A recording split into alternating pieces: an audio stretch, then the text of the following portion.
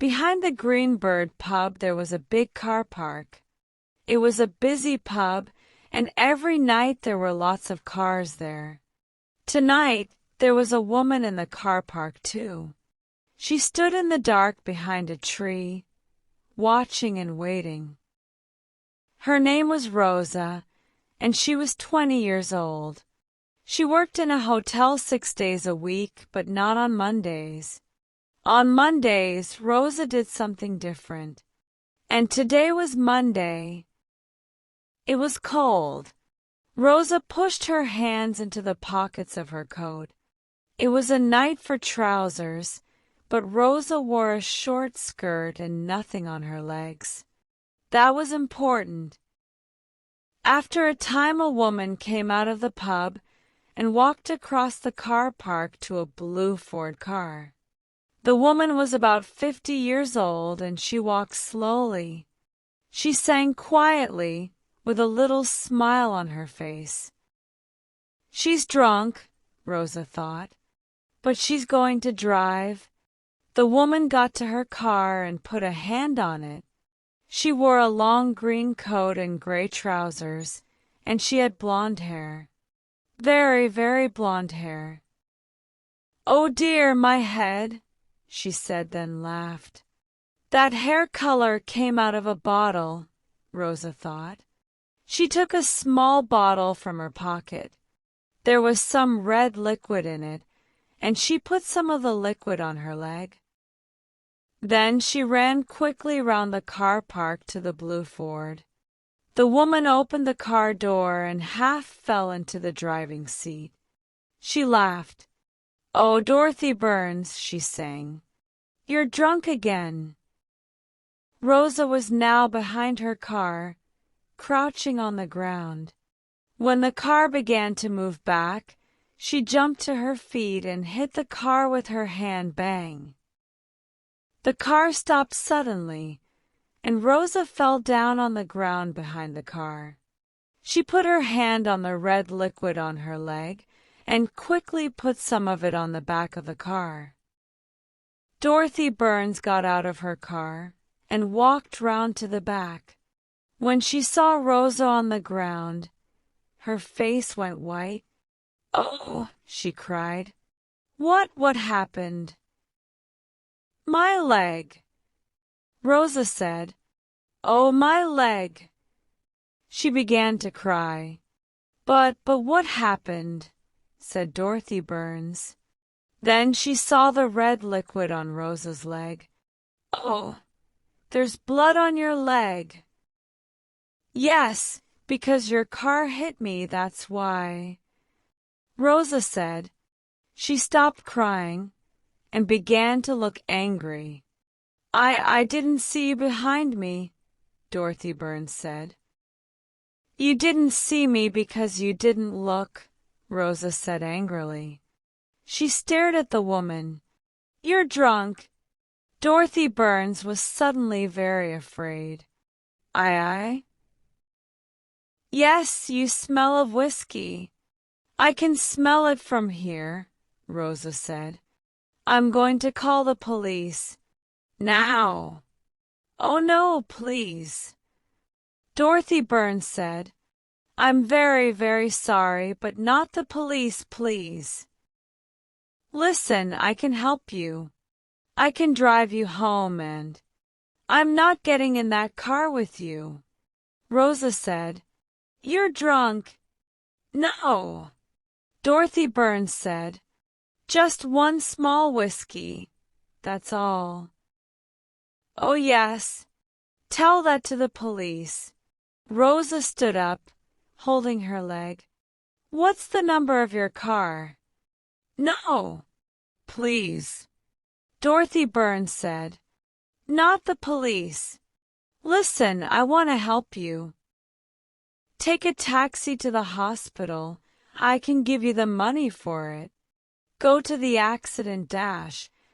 "How much money?" said Rosa. 20 pounds. Dorothy Burns said.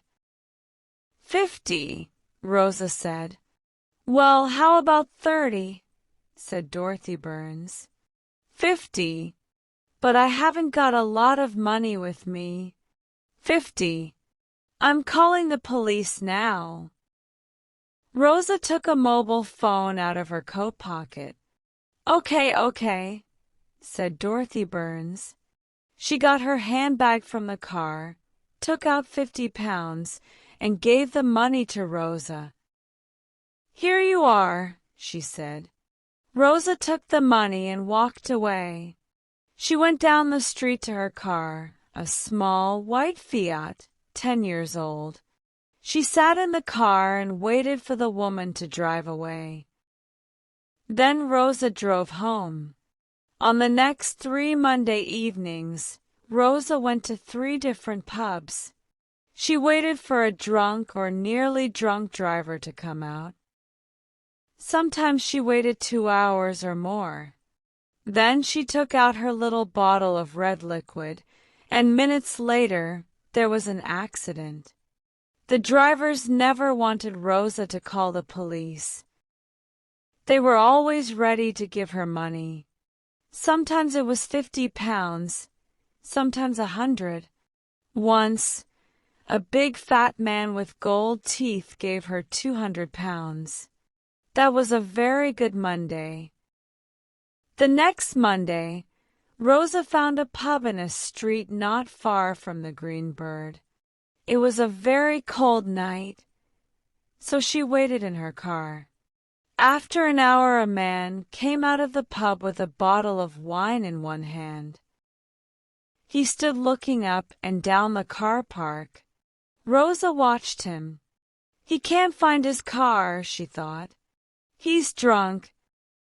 After a minute or two, the man began to walk across the car park to a big red Honda. Twice his foot slipped and he nearly fell. But at last he got to the Honda and began to open the door. Rosa put some red liquid on her leg and got out of her car. She walked quickly to the Honda and crouched down at the back of it, ready for the accident. Hey, you!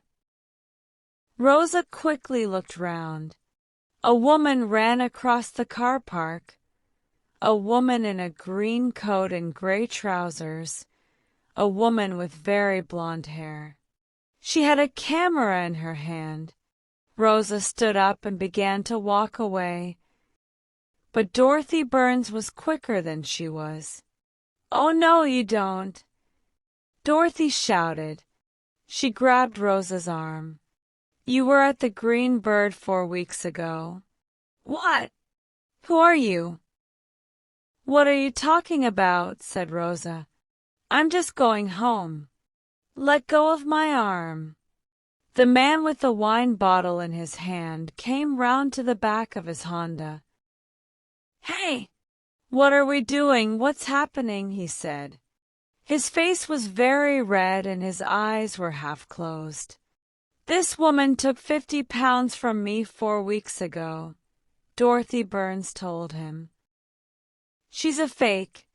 She gets down behind your car and then says your car hit her. But it doesn't. She does it to get money out of you. She says, 'Oh, you're drunk, and I'm going to call the police.' And because you are drunk and you're afraid, you give her money to stop her. I did." The man looked at Rosa. "What?" he said. Rosa pulled her arm away. But before she could run, Dorothy Burns grabbed her other arm. "Look at her leg," she said to the man. "That's blood on it. But why? How did it get there?" "She put it there, all ready for the accident. Your accident. Because in a minute you're going to hit her with your car. And then she's going to cry out, 'Oh, my leg, my leg.' But nothing happened. She's a fake." At last the man understood. He stared at Rosa and his face got redder.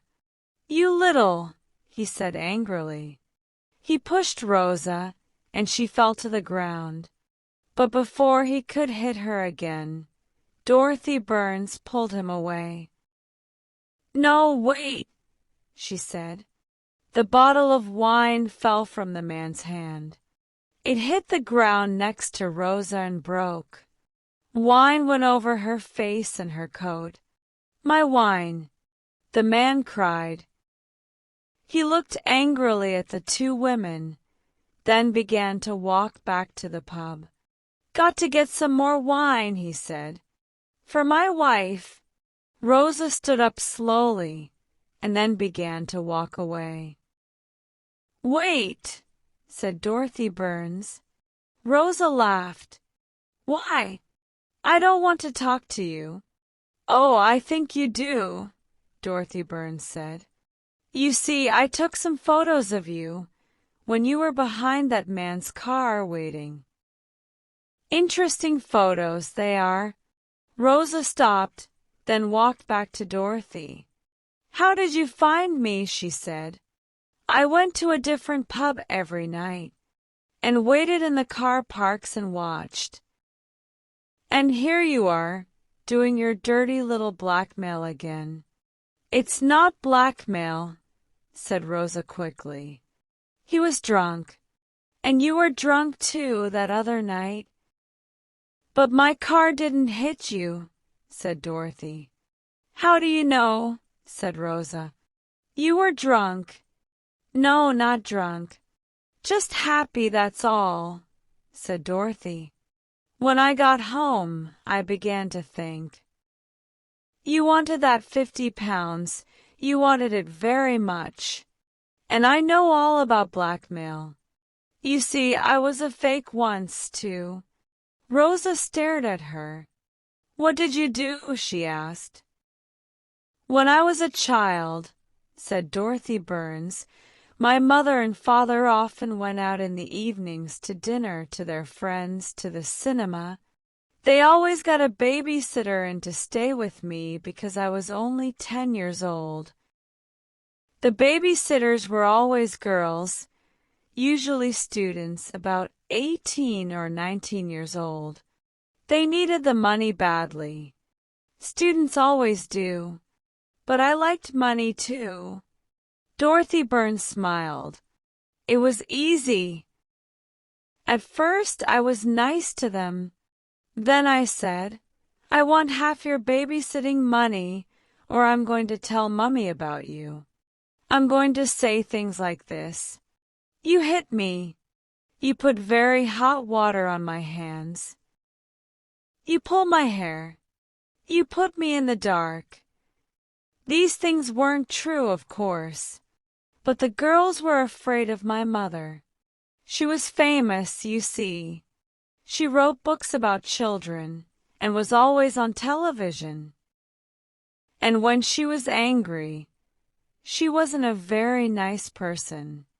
And so the babysitter said nothing and gave me half their money."